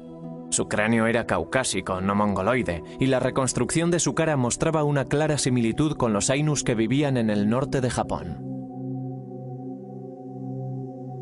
El hombre de Kennewick era un individuo extremadamente golpeado. Tenía múltiples costillas rotas, tenía una herida en el brazo izquierdo, otra en el cráneo, tenía artritis en el cuello, en las rodillas y en los codos.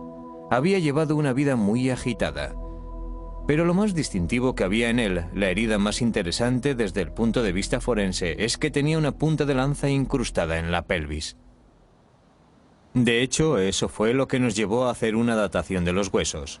Lo único que se ve es una pequeña ventana ovoide a cada lado del hueso, pero al hacerle un escanograma podemos ver que hay una hoja serrada de 5 centímetros de largo por 2,5 de ancho ahí incrustada.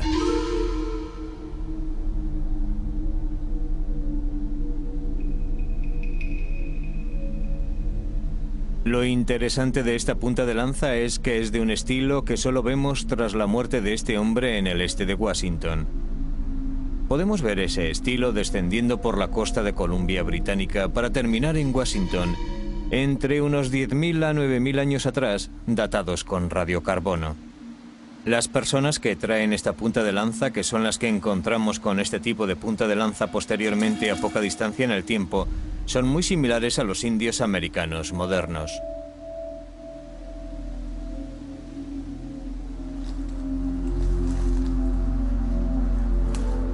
Los cráneos de los indios americanos podrían perderse fácilmente entre una multitud.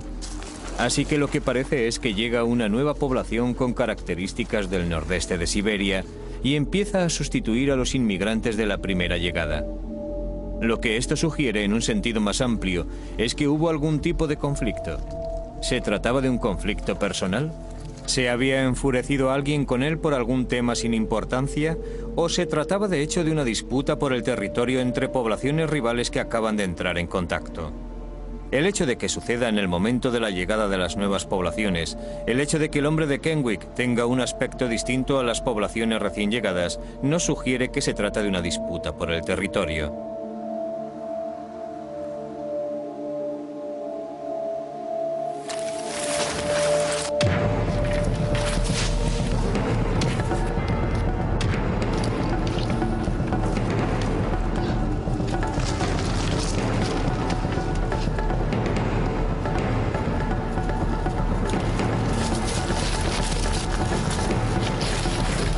Por el ángulo de entrada, por la velocidad de entrada, está bastante claro que la lanza iba hacia él directamente y que pudo verla llegar.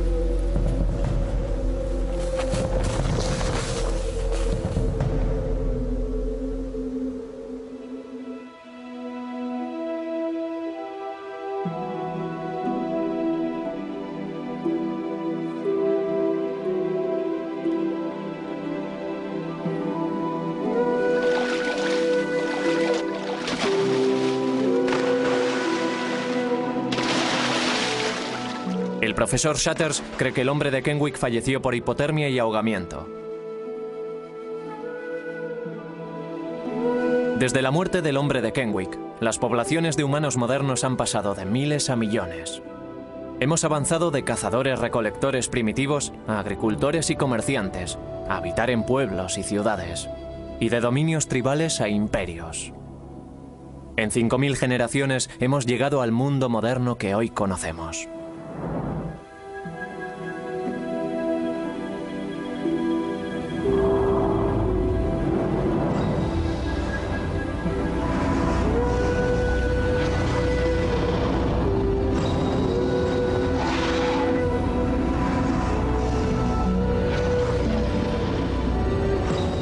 Desde la década de los 80 se han tomado muestras de ADN a miles de personas de todas partes del mundo.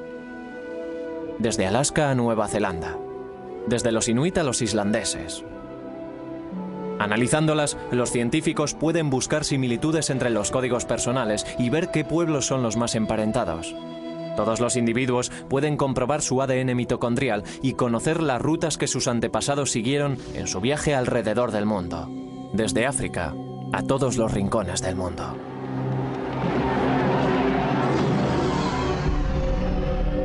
En Chicago tomamos muestras a 5 personas que están elaborando su árbol mitocondrial. Después de analizar sus muestras de ADN, los científicos descubrieron una extraordinaria conexión entre un griego y un nativo americano. Angela Takis es una griega que llegó de Europa a los Estados Unidos. Leonard Maliterri es un nativo americano, de pura raza Creek. Ambos descienden de la misma pequeña y rara rama de nuestro árbol familiar y comparten un antepasado común de hace 30.000 años, quizás del sur de Siberia. Cuando los humanos modernos poblaban el mundo vacío tras abandonar África, algunos fueron al norte, a la Rusia central. Allí nació una nueva hija que portaba una nueva marca, X. Sus hijos se separaron y algunos fueron al sur, a Europa, y otros al este desde Siberia y hacia América. Takis y Maliterri llegaron a América desde extremos opuestos de la Tierra y se conocen ahora, por primera vez, en Chicago. Es su primera reunión familiar en los 30.000 años de historia evolutiva. Me he quedado atónito. Me parece emocionante que todos descendamos del mismo linaje, ya que así es posible que la gente se olvide de darle tanto énfasis a las diferencias y que hablen de la gente común. Tal vez eso ayude a que las personas sean más tolerantes y también más amables, y quizás eso progrese. Y puede que sea algo más relevante que solo la ciencia. Y puede que tal vez la humanidad en general pueda... Bueno, creo que hoy ya es muy relevante.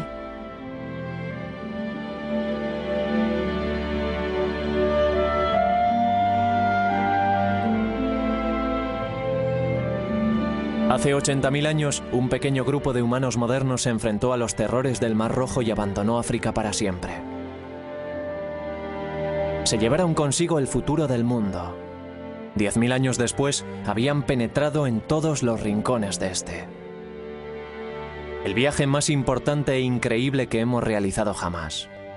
Por primera vez sabemos quiénes son. Sabemos de dónde procedemos. Sabemos que somos las mismas personas que nuestros inquietos e inquisitivos antepasados. Pero hemos llegado al final de nuestra migración. Nos quedan tierras vacías a las que acudir. La ciencia nos dice que una cadena ininterrumpida nos une a nuestro pasado, y entre nosotros. Todos compartimos la misma herencia genética de nuestra antepasada Eva. Quizás sea ese el mensaje más importante que debamos llevar al futuro.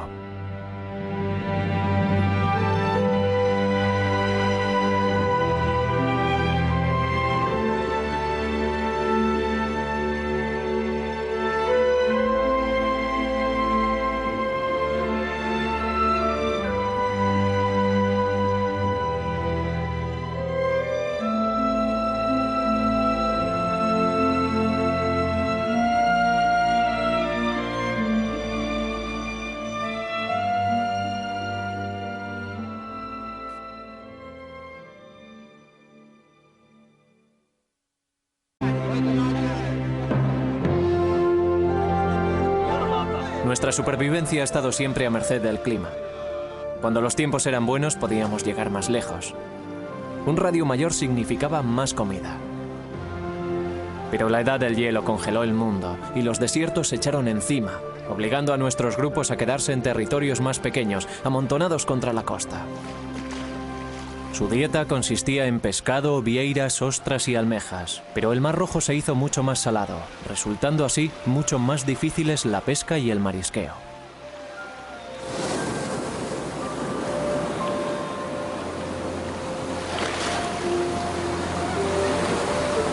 Hasta hace poco, había muy pocas pruebas de que nuestros antepasados hubiesen ocupado las zonas costeras del este de África o de que hubiesen explotado los recursos marinos cerca del litoral.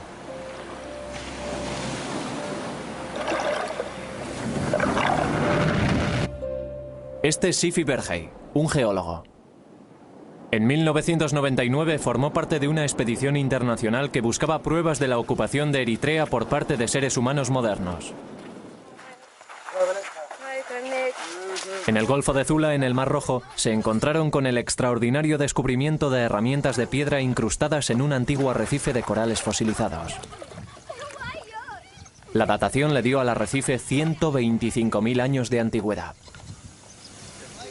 Este es el primer bar de ostras conocido del mundo, con una longitud de 6,5 kilómetros y unos 15 metros por encima del actual nivel del mar. Es la prueba más antigua de marisqueo en cualquier lugar del mundo. Enterrados en él hay herramientas humanas junto con conchas fosilizadas de ostras, almejas y vieiras. Nos proporciona una prueba clarísima de que nuestros antepasados explotaban el mar. Esta es la unidad en la que entre los distintos estratos hay una capa en la base de grandes conchas, de ostras y moluscos, y es bastante horizontal. Y esta es la plataforma sobre la que el hombre moderno caminaba y tiraba sus herramientas de piedra y algunas de las conchas de los moluscos que comían. Esta es un hacha de mano con un borde afilado y algunas de las conchas que cayeron de esta capa estratificada. Y utilizaban el hacha para romper las conchas y comer los moluscos. Y luego, una vez habían terminado, tiraban el hacha y las conchas y se dirigían al lugar siguiente. Pero esto no es lo más importante, ya que no se puede datar. sino lo que uno encuentra in situ, que es lo que le convierte en algo de tanta importancia. Si pueden ver esto, se trata de una herramienta obsidiana. La utilizaban para romper algunas de las ostras que ven aquí incrustadas. No se ve totalmente cerrada porque la golpearon y se comieron lo que había en su interior. Y estas son algunas de las importantes herramientas de piedra que fueron descubiertas. Este es el lugar, el primer lugar del mundo en el que se ha documentado la explotación de los recursos marinos.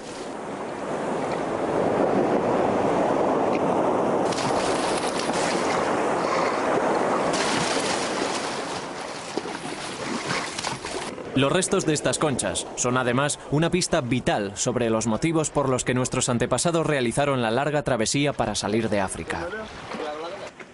Con una dieta constante de alimentos marinos es posible que hubiesen sobrevivido más niños, pero su creciente número haría que la demanda de alimentos fuese aún más irremediable. Los campamentos como este acogerían solo a unos centenares. En un momento dado, solo había 10.000 humanos modernos vivos en todo el mundo.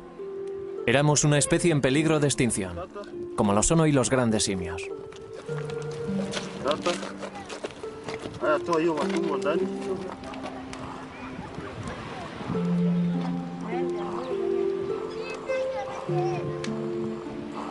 Cuando la pesca y el marisqueo no bastaron ya para alimentarlos, no tuvieron otra alternativa. Para sobrevivir tenían que irse a otro lugar. Al otro lado del Mar Rojo, las lluvias de la estación monzónica regaban las verdes y seductoras colinas de Yemen.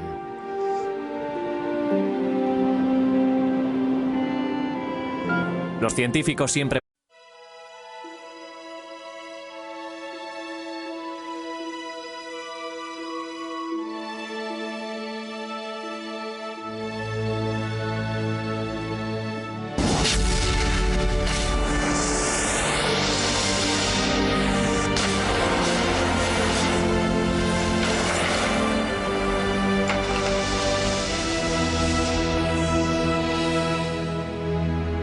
Esta mujer es la madre de la humanidad, la Eva genética de la que todos descendemos. Vivió hace 150.000 años en el este de África, y todos los hombres y mujeres de la Tierra tienen parentesco con ella.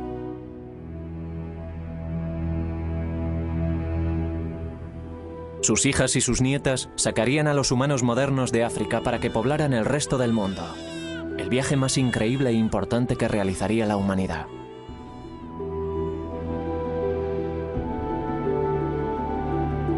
Las huellas genéticas nos proporcionan por primera vez un mapa del itinerario de nuestro viaje. Con él, podemos seguir a las familias de nuestra Eva mientras viajan por un mundo vacío, superan dificultades, se separan y toman caminos distintos para descubrir nuevas tierras.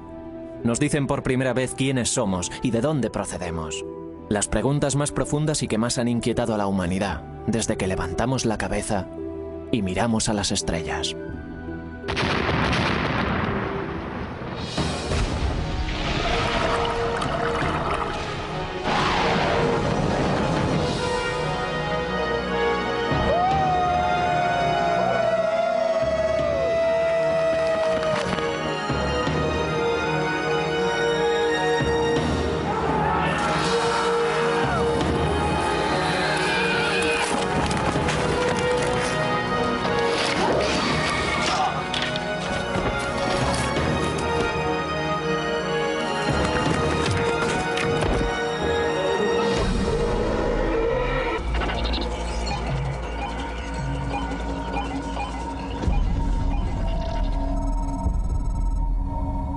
Esta nueva ciencia ha abierto brecha.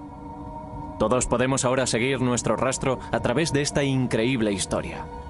Les hemos tomado muestras a estas personas de Chicago.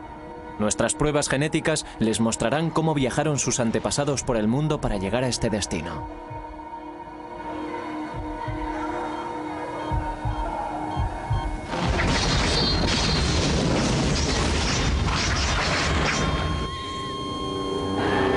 El origen del hombre.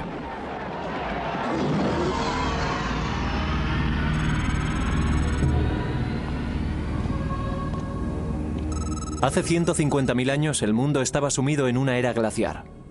Los casquetes polares avanzan. El nivel del mar desciende 120 metros. El norte de África es un inmenso desierto con pequeñas islas de verdor. En esas islas hay pequeños grupos de personas.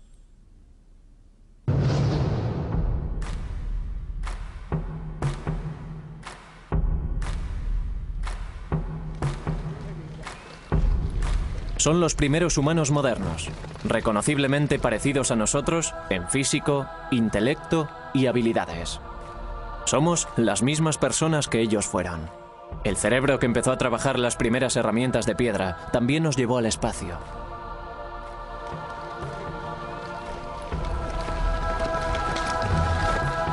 Son cazadores-recolectores que viven en grupos muy diseminados, que todos los años recorren grandes distancias, refugiándose donde pueden, recogiendo semillas y frutas.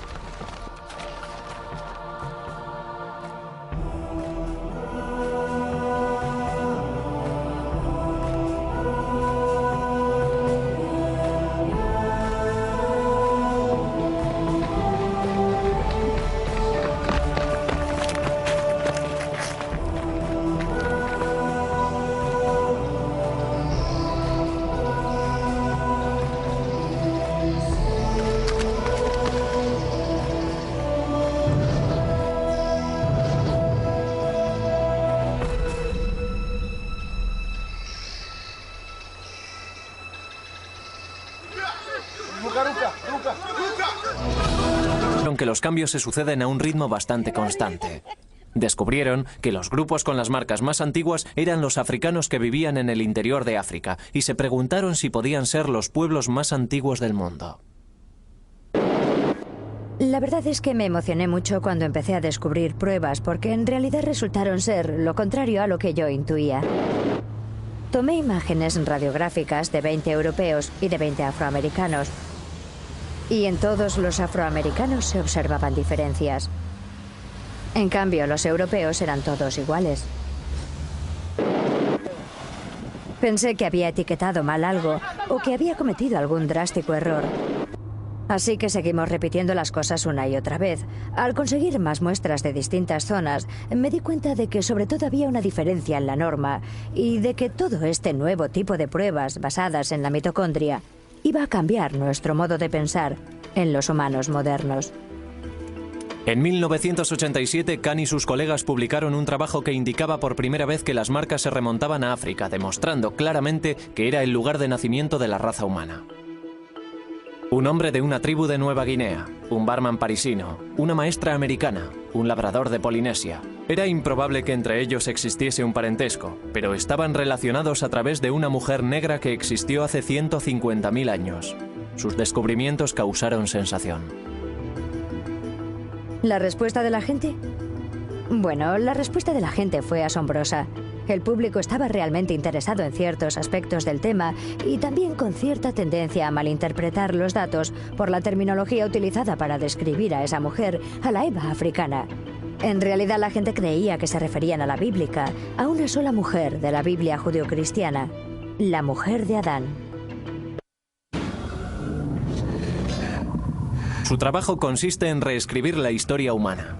A través de él sabemos que las primeras mutaciones tuvieron lugar en África, hace quizás 150.000 años, y le pertenecen a nuestra Eva genética. El profesor Christopher Stringer, un eminente paleoantropólogo británico, participó en la datación de los cráneos humanos modernos más antiguos.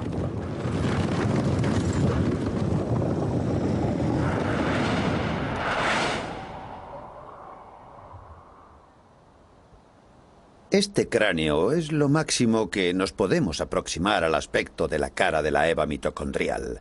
Es un cráneo muy completo, encontrado en los sedimentos de una cueva que tiene una datación de 120.000 años de antigüedad. Y aquí podemos ver que es de un humano moderno. El cráneo tiene una bóveda alta y redondeada y la cara está por debajo de la bóveda craneal. Y este es el aspecto que tenía. Utilizando técnicas forenses de reconstrucción, se le añadió músculo y carne al cráneo para que nos proporcionase el primer vistazo al aspecto que posiblemente tuviera nuestra madre genética hace 150.000 años. Esto es lo que más nos podemos acercar. Pero ¿de dónde procedía esta Eva mitocondrial? ¿Quiénes eran sus antepasados? Hace 3,5 millones de años surgió un primer linaje de homínidos que lentamente evolucionó hasta llegar a nosotros, los humanos modernos. Pero genéticamente no podemos retroceder más que hasta Eva. Todos los linajes genéticos ancestrales se extinguieron. Nuestro árbol genealógico moderno comienza con ella.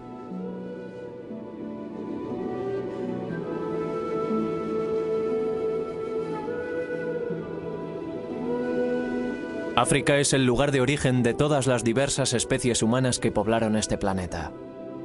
Este inmenso y aislado laboratorio natural moldeó a los humanos durante una infinidad de ciclos en los que se alternaban desierto y vegetación. Y son los registros climáticos los que nos dan la pista siguiente.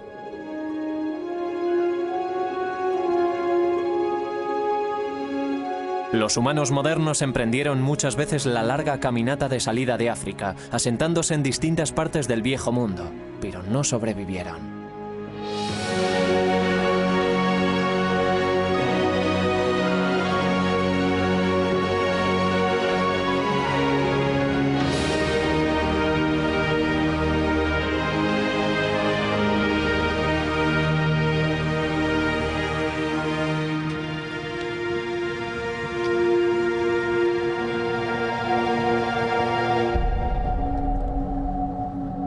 Creo que en realidad la gente se fue de África por motivos bastante naturales. Se iban en busca de comida, en busca de recursos, en busca de tierras. No iban en busca de nuevos continentes. Al final sí lo hicieron, pero al principio era solo el proceso natural de moverse y seguir.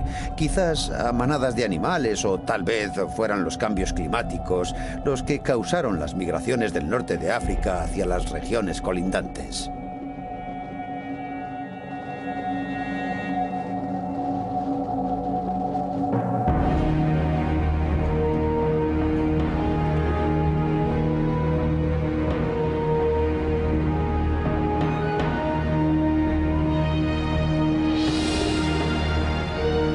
La lucha contra el ciclo de sequía e inundaciones fue la causa de que los cazadores-recolectores tuvieran que recorrer miles de kilómetros. Este grupo, siguiendo a la caza hacia el norte, llegó a Egipto y se adentró en Israel.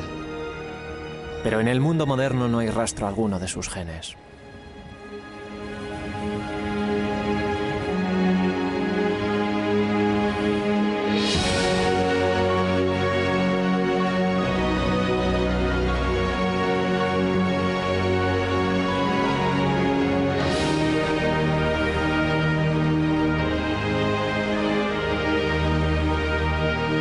Los registros climáticos indican un breve pero devastador congelamiento global en el período en el que Oriente Próximo se convirtió en un inclemente desierto. Atrapados en el cuadrante norte del Sáhara, no tenían posibilidad alguna de dar vuelta atrás y muy pocos sitios en los que refugiarse.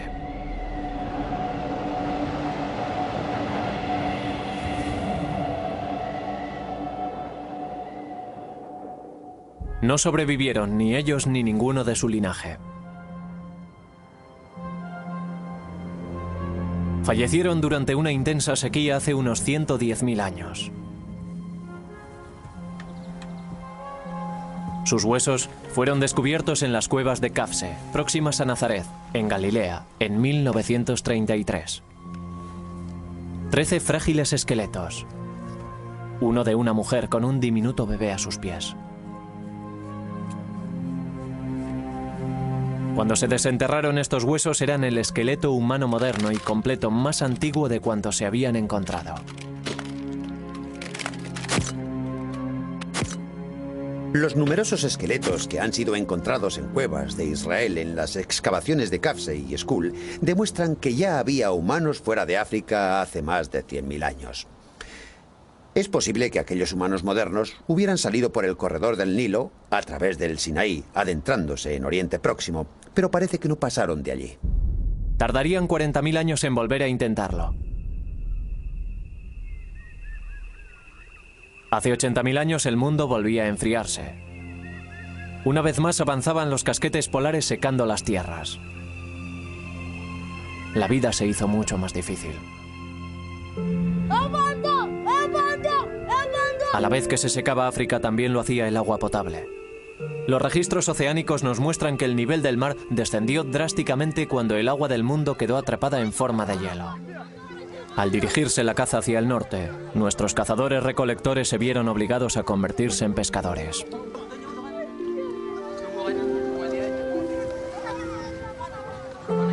Esta es nuestra Eva, nuestra nueva familia. Descendientes directos de las hijas de la Eva genética original de hace 150.000 años. Ahora viven en la costa, sobreviven con lo que cosechan del mar. Los guerreros han vuelto sin comida y tienen que enfrentarse a los ancianos.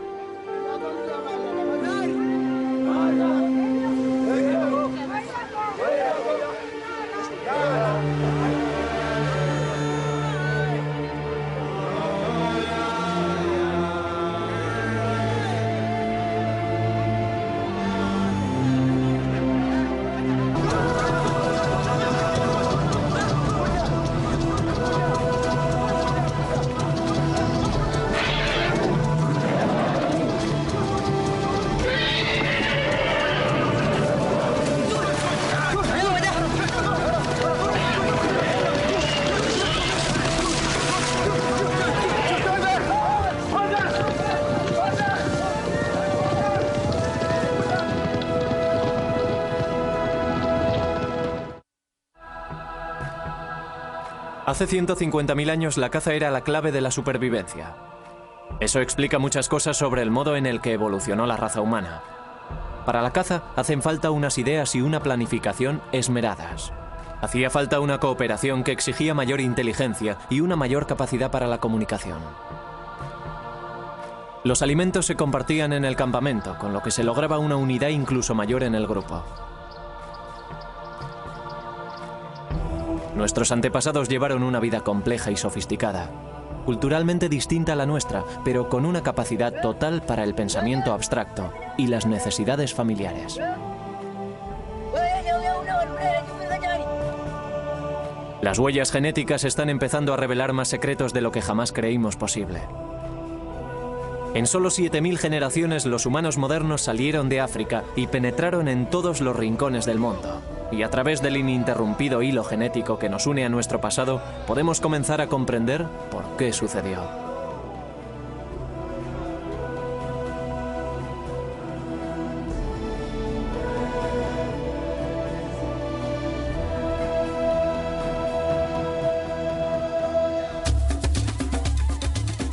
Los arqueólogos pueden contarnos con asombroso detalle cómo vivían los humanos modernos. Diseñaban las herramientas con esmero, comprendían las estaciones y sabían cuándo volvería la caza. Almacenaban materias primas para utilizarlas posteriormente y trataban con todos los grupos que había a cientos de kilómetros de distancia. Entendían claramente el concepto de pasado y futuro y enterraban a sus muertos.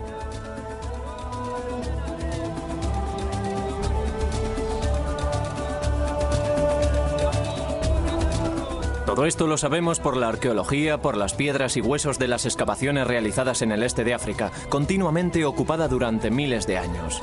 Pero para comprender quiénes somos y de dónde procedemos, tenemos que observar nuestra herencia genética.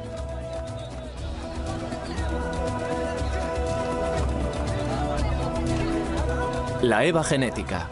La mujer de la que todos descendemos no era la única mujer viva en aquella época, ni siquiera la más fértil, sino que sus genes mitocondriales fueron los que más éxito tuvieron y los únicos que sobrevivieron. Todos los seres humanos vivos en la actualidad podemos seguir el rastro de un linaje común ancestral hasta esta mujer a través de una parte singular de nuestro ADN, el ADN mitocondrial. El ADN, el ferroprusiato de la vida, es nuestro código molecular propio y nos define de un modo inmanente a todos y cada uno de nosotros. Las mitocondrias son diminutas estructuras que se encuentran en el interior de casi todas las células humanas. Son distintas al ADN cromosómico normal, que dicta nuestra estatura o el color de nuestros ojos. Los hombres las heredamos de nuestras madres, pero no se las podemos pasar a nuestros descendientes. En las mujeres pasan de madres a hijas a través de interminables generaciones, casi sin cambio alguno. Y así es como podemos seguir el rastro hasta nuestra Eva genética y sus hijas. Así que, escrito en su interior, está la historia de las mujeres del mundo y, por lo tanto, de la raza humana.